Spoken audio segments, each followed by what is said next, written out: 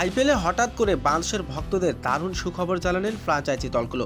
অবিকৃত মুস্তাফিজুর রহমানকে দলে নিতে আগ্রহ প্রকাশ করেছে কয়েকটি ফ্রাঞ্চাইজি। আসন্ন আইপিএলে মুস্তাফিজুর রহমানের দল পাওয়া নিয়ে বেশ জমজমাট শুরু হয়েছে।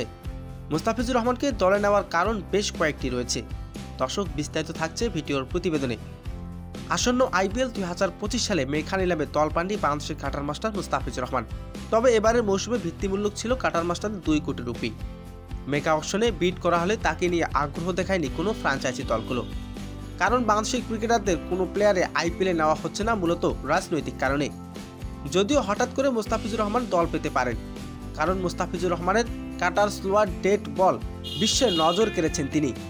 তাই তো হয়তো আইপিএলে মুস্তাফিজুর রহমানকে দল নিতে পারে ফ্রাঞ্চাইজি দলগুলো।